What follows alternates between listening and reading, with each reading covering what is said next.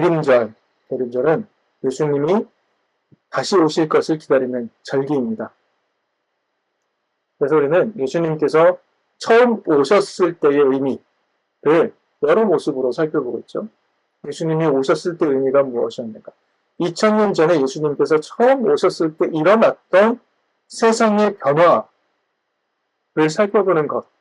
그것을 잘 이해하는 것은 오늘날 우리가 예수를 기다린다고 할 때 우리는 그럼 우리의 삶의 자리에 어떤 세상을 펼쳐야 하는가, 어떤 세상을 꿈꾸어야 하는가 하는 것을 우리가 깨달을 수 있도록 도와줍니다.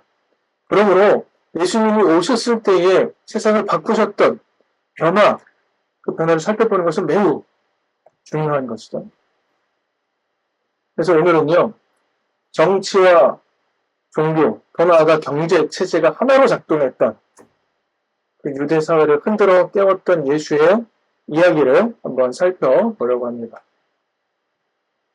오늘 본문은 예수님의 태어남에 관련된 본문이 아니고 예수님이 돌아가시는 그 마지막 한 주간에 있었던 일, 그 내용을 담고 있습니다.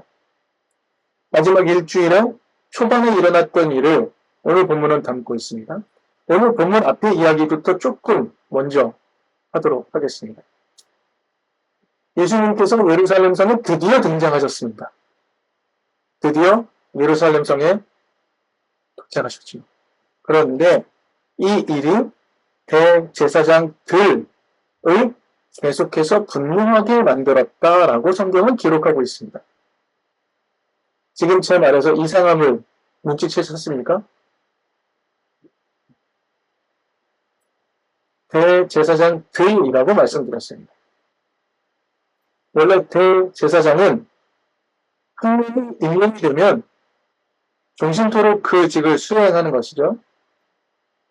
오늘날의 교황과 비슷한 느낌일 수 있겠습니다. 그런데 성경은 분명하게 대제사장들이라고 말하고 있습니다. 이게 도대체 무슨 말일까요? 누가복음 3장 2절에 보면 이런 내용이 나옵니다. 안나스와 가야바가 대제사장으로 있을 때에 하나님의 말씀이 광야에 있는 사가랴의 아들 요한에게 내렸다라고 기록하고 있습니다. 성경도 안나스라는 사람과 가야바라는 사람이 대제사장직을 하고 있다고 이야기해주고 있는 겁니다. 너무 상식적인 것처럼 이야기하고 있는 거죠. 예수님 시대에 두 명의 대제사장이 존재하고 있었다는 겁니다. 그럼 이 두 사람은 어떤 관계에 있었던 걸까요? 요한복음 18장 13절 예수님께서 재판받는 장면이 나옵니다. 그래서 이렇게 말합니다. 먼저 안나스에게로 끌고 갔다. 안나스는 그 해의 대제사장인 가야바의 장인이라고 소개하고 있습니다. 그러면 안나스는 현직 대제사장이 아닌 것이죠. 전임 대제사장입니다. 원래 대제사장은요, 정통 아론 가문이 그 후손에게 계속해서 계승하는 종신직이었습니다. 다윗 시대에 와서 사독이 대제사장을 맡은 이후에 그 후손들의 가문을 사두개파라고 불렀습니다. 그러니 제사장 가문은 엄연히 있었던 것이죠. 그런데 난데없이 오늘 등장하는 안나스, 가야바와 같은 대제사장 가문이 새롭게 등장을 합니다. 원래는 정통 아론 가문이 후손에게 계승하는 종신직이었는데 어떻게 이 사람들이 대제사장이 된 것일까? 거기에는 로마 정부가 큰 역할을 합니다. 로마 정부가 자신들에게 물심양면으로 충성하는 자들, 자기 마음에 드는 자들, 자기에게 많은 돈을 갖다 바치고 자기의 말에 충성하는 자들을 대제사장으로 임명하였습니다. 대제사장은 더 이상 존경받지 못하게 된 것이죠. 그러나 그 힘은요, 이전보다 더 막강했습니다. 왜냐하면 로마 정부를 등에 업었기 때문에 그렇습니다. 그렇게 로마 정부에게 잘 보여서 대제사장의 자리를 빼앗은 이후에 당연히 그 후대에게 대제사장의 직을 상속하는 것은 당연한 일, 상식적인 일이 되어 있었던 것이죠. 안나스는 기원 후 약 6년부터 15년까지 약 9년 정도 대제사장으로 있었던 원로라고 연구 결과 밝혀졌습니다. 퇴임 후에도 자신의 가문에서 계속해서 대제사장직을 독점했던 것이죠. 유대 사회에서 최고 영어를 누리는 사람들이었습니다. 그리고 마치 우리의 국회와 같은 사무들의 공의회 배후에서 권력을 휘두르는 사람. 그리고 예수님 사역하실 당시에 대제사장은요, 안나스의 사위인 가야바라는 사람입니다. 기원은 18년부터 36년까지 재임했습니다. 예수의 죽음도 이때였고 스데반의 죽음도 가야바 제사장 때였습니다. 그런데요, 요한복음 18장에서 살펴봤듯이 예수가 재판을 받을 때 대제사장 둘 중에 누구에게 먼저 가서 재판을 받습니까? 안나스에게 먼저 가서 재판을 받죠. 그럴 정도로 안나스는 영향력이 약화되지 않은 상태였던 거죠. 그러니 대제사장들이라고 불리는 게 당연했던 겁니다. 성경은 거기에 이 일을 알지 않죠. 너무 상식적인 일인 것처럼 기록을 하고 있는 겁니다. 이들이 힘이 얼마나 셌겠습니까? 이들은 그 누구도 두려워하지 않았습니다. 그래서 성경을 잘 살펴보면, 공동복음서를 살펴보면 이 대제사장들이라는 사람들은 예수님이 예루살렘에 도착하기 전까지 예수에 대해서 별 관심을 갖지 않았습니다. 바리새파, 율법학자들, 각 지역의 공무원처럼 공부하던 사람들은 예수에 대해서 때로 의심하기도 하고 예수의 뜻을 따르기도 하면서 예수와 관계를 가졌지만 대제사장들은 결코 관심을 두지 않았습니다. 예수가 어떤 분인지 관심조차 없었던 거죠. 그런데요, 예수님께서 예루살렘에 도착하자마자 그들은 긴장하기 시작했습니다. 그 전까지는 조금도 긴장하지 않았습니다. 예수가 누군지 관심조차 없었습니다. 그런데 예수가 예루살렘 성에 도착하자마자 그들은 긴장하기 시작했던 거예요. 중요한 장면이 하나 있습니다. 예수님은요, 제자들과 이제 예루살렘으로 향해 올라가고 계셨죠. 예루살렘으로 가는 동안에 3번에 걸쳐서 자신이 고난당할 거라고 말했어요. 3번에 걸쳐서 나는 고난당하게 될 거다. 나는 핍박받고 내맞고 결국엔 죽게 될 거야. 라는 얘기를 계속 하셨습니다. 그런데 이런 말씀을 하세요. 여러분, 아까 좀 전에 드렸던 말씀과 연관해서 한번 생각해 보십시오. 예수는 이렇게 말했습니다. 나는 예루살렘에 가게 되면 대제사장들과 장로들에게 박해를 받을 거야. 라고 이야기한 겁니다. 예수님이 올라가면서 대제사장들이 당신 자신을 박해할 걸 알았다라고 성경을 기록하고 있어요. 근데 성경의 맥락을 보면 대제사장들은 예수가 관심이 없었습니다. 근데 예수는 대제사장들이 당신 자신을 박해할 걸 알고 계셨다고 계속해서 이야기하고 계시는 겁니다. 대제사장들 어떤 사람들인지 다시 한번 생각해 봅시다. 그들은 로마 제국의 친구였습니다. 로마를 대신해서 지금 이 유대 지역을 통치하고 있던 총독 빌라도, 이 빌라도와 이 대제사장 그룹은요, 친한 친구였습니다. 이 둘이 실제로 이스라엘을 다스리는 세력이었습니다. 당시 헤롯이 있었어요. 그러나 그 헤롯은 허울이었죠. 로마 제국의 친구로서 로마 제국과 더불어 유대 땅을 실제로 다스리고 있는 세력이 대제사장들이란 말입니다. 그러면 대제사장들의 업무 장소는 어디입니까? 성전이죠. 성전은 말 그대로 이스라엘의 종교적 중심이죠. 정치적 중심이죠. 게다가 경제적 중심이기까지 했습니다. 거기를 장악하고 있는 대제사장들은 실제로 모든 사람들을 통제할 수 있었죠. 그런데 예수 이전에 그들을 약간 긴장시켰던 사람이 있습니다. 누굴까요? 세례 요한입니다. 세례 요한이 죄를 용서받게 하는 회개의 세례를 선포합니다. 여기서 중요한 건 죄를 용서받게 하는 이란 말이에요. 죄 용서의 권한은 누구에게만 있습니까? 성전에만 있는데. 세례 요한이 죄를 용서받게 하는 회개의 세례를 베풉니다. 회개하면서 삶의 전환이 일어납니다. 세례 요한에게 찾아왔던 사람들의 이야기가 공관복음서에 기록이 되었죠. 군인이 와서, 당시 권력자들이 와서 세례 요한에게 묻습니다. 우리가 어떻게 해야 됩니까? 세례 요한이 말하죠. 네가 가진 것 왜 더 받지 말아라. 삶을 돌이켜라. 실제적인 가이드를 주죠. 무엇입니까? 세례 요한이 죄를 용서받게 하는 회개의 세례를 선포하고 사람들이 거기로 몰려가기 시작하자 대제사장들은 긴장하기 시작합니다. 세례 요한이 조금씩 바람을 불러일으켰죠. 회개의 바람. 삶을 돌이키게 되는 거예요. 그랬더니 어떤 일이 일어납니까? 성전 체제가 굳건한 그 상태에서는 아무런 희망도 가지지 못했던 사람들이 새로운 희망을 갖기 시작하는 거예요. 사람들이 세례 요한에게 모여들기 시작했던 겁니다. 세례 요한이 성전만이 행사했던 죄 용서 권한을 조금씩 무너뜨리자 사람들은 세례 요한을 예언자로 이해했고 그의 이야기에 귀를 기울였던 겁니다. 그래서 대제사장들은 조금 긴장했어요. 그런데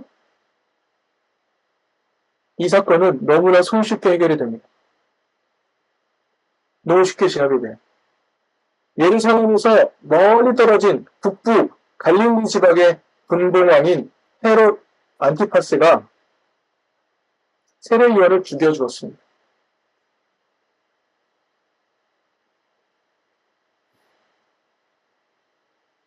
손에 피 하나 안 묻히고 자신의 정적을 제거한 셈이 되었죠. 그러니 대제사장들의 생각은 어떻게 됐을까요? 예루살렘 성전을 중심으로 거기에 눌러 앉아서 구축하고 있는 권력을 구축하고 있는 자신들의 권한이 여전히 강력하다고 생각했겠지. 하지만 우리가 성경의 맥락을 통해 아는 바 그들이 독점하던 종교적, 정치적 힘이 조금씩 허물어지기 시작했던 겁니다. 그리고 예수가 나타나는 겁니다. 예수. 여러분, 말씀드렸듯이 대제사장들은요, 예수가 예루살렘에 도착하기 전까지 예수에 대해 관심이 없었습니다. 대제사장들은 예수님이 예루살렘에 올 때까지 관심이 없었어요. 그런데 예수님이 이 예루살렘에 오는 동안 어떤 일을 하셨습니까? 기적, 이적으로 설명이 되지만 그걸 풀어서 얘기하면 사람들의 삶의 자리를 계속 회복시켰죠. 관계를 회복시켰습니다. 안식일법으로만 어기고요. 정교법을 어기면서도 사람들을 막 살리는 일을 했던 겁니다. 그런데 웬걸요? 그랬더니 사람들이 막 살아나는 겁니다. 예수님이 예루살렘에 도착하자마자 예루살렘 성에 입성했을 때 어떤 일이 벌어집니까? 사람들이 나와서 자기 겉옷을 바닥에 깔고 종려나무 가지고 흔들면서 호산나 호산나 외치는 겁니다. 호산나가 무슨 의미입니까? 학자마다 의견이 분분하지만 우리를 구원하소서라는 의미입니다. 우리를 구원하소서. 예수에게 구원자 호칭을 주는 거죠. 그러면 예수는 한 발 더 나아갑니다. 어떻게 합니까? 그러면 성전을 통해서 엄청난 돈벌이를 하고 있었죠. 성전에서만 쓸 수 있는 재물, 성전에서만 쓸 수 있는 화폐, 환전하면서 엄청난 폭리를 취하는 경제 시스템마저 구축해놓고 있는 상태였던 겁니다. 그런데 예수가 그 성전의 이 돈벌이 시스템을 한 번에 무너뜨려 버립니다. 거의 기적 같은 일이거든요. 예수님이 대제사장의 삶의 자리를 완전히 허물어버리는 거예요. 이 일이 막 폭죽 터지듯이 막 동시다발적으로 터지기 시작한 겁니다. 그러니까 긴장하기 시작한 거죠. 그러니까 긴장하게 되면 제대로 물어볼 것을 제대로 못 물어보고 엉뚱한 거 물어보잖아요. 그래서 예수를 찾아가서 묻습니다. 당신은 무슨 방법으로 이런 일을 하시오?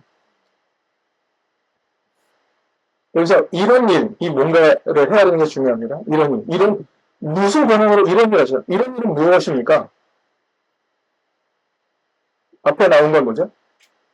아이들이 종로가지 흔들면 호산나! 라고 했던 것에 그들은 분노했었거든요. 또 자신의 성전의 경제 시스템을 무너뜨린 것에 분노했었거든요. 그것을 이런 일이라고 말한 것일까요? 그건 디테일이고요. 좀 더 근원적인 얘기를 해보죠. 대제사장이 예수께 물은 것. 당신은 무슨 고난으로 이런 일을 하십니까? 여기서 말하는 이런 일은 무엇입니까? 자신들의 힘의 원천인 죄 용서의 권한 시스템을 무너뜨리고 있는 것. 이제는 무슨 권한으로 이런 일을 하시오? 왜요? 자신들은 권한을 샀다고 믿었기 때문입니다. 그 권한이 자신에게 있다고 믿었기 때문이고요. 그런데 너는 대체 무슨 권한으로 그 일을 하는가라고 묻는 것이었습니다. 말씀드렸다시피 그들이 누리고 있던 그 권한은요, 엄청난 투자의 결과였습니다. 엄청난 돈을 로마에 갖다 바치며 더 자기보다 상층되어 있는 권력자들에게 갖다 바치며 얻은 권한들이었던 거죠. 로마 제국에 돈을 뿌려서 권한을 샀습니다. 그럼 그 돈은 어디서 나왔습니까? 민중은 착취해서 이뤄낸 것이었죠. 그러니까 죄 용서 권한은 단순히 종교적인 게 아니었고 정치적인 것뿐만 아니라 경제체제까지 모든 것의 뿌리였던 겁니다. 그 권한을 갖고 있으므로 그들은 죄 용서 권한을 갖고 있으면 그들은 힘을 누리고 있었던 겁니다.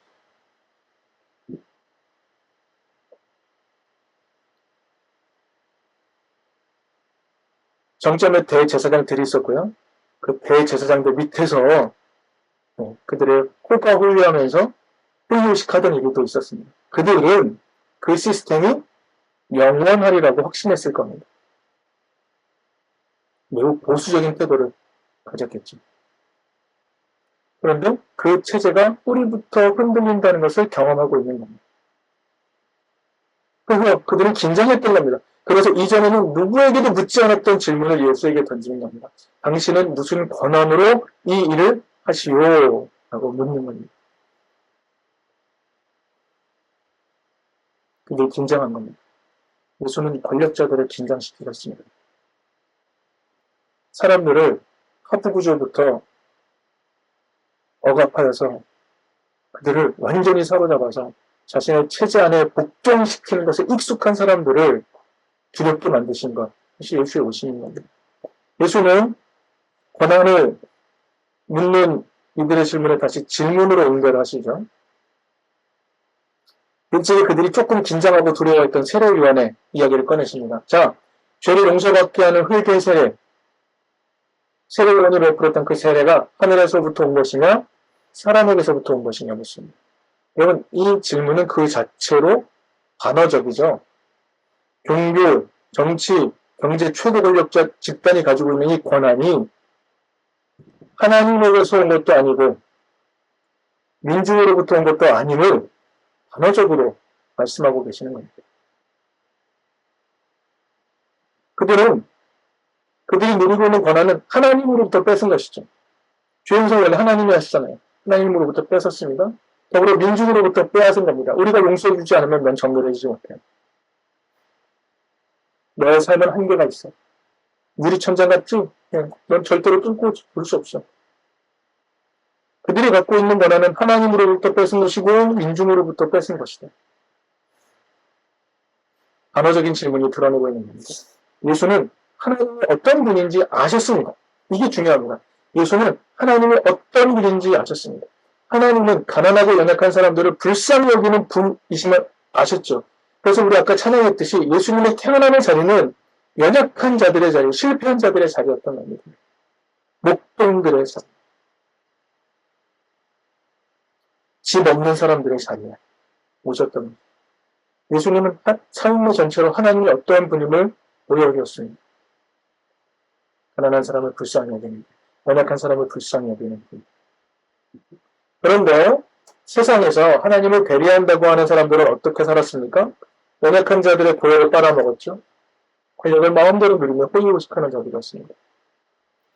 예수는 그런 이들이 더 이상 죄 용서라는 체제를 구실로 사람들을 억압하는 허구적인 권력이 작동하지 못하도록 하셨던 것. 예수가 처음 오셨을 때 하신 일이 그런 일이라는 것입니다. 예수가 이 땅에 오셔서 했던 중요한 일. 여러분, 우리가 잘 압니다.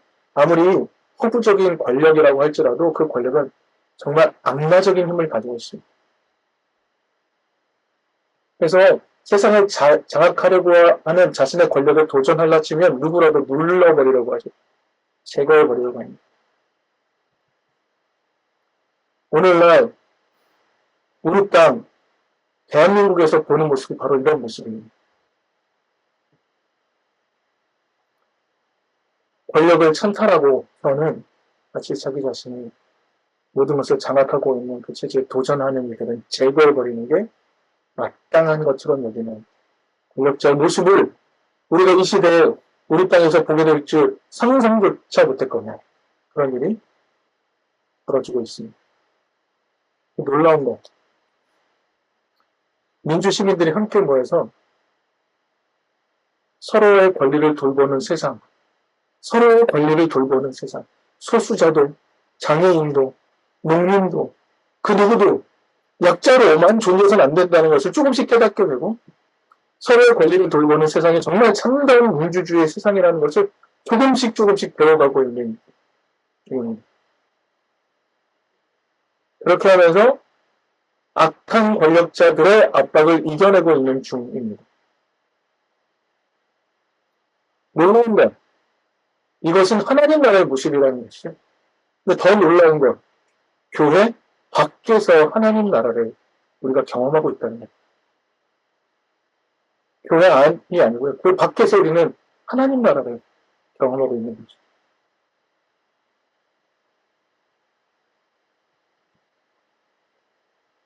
우리는 예수의 길을 따르는 기독인입니다. 지금 벌어지고 있는 민주적 운동의 이 방향, 매우 좋은 방향인 것 같아요.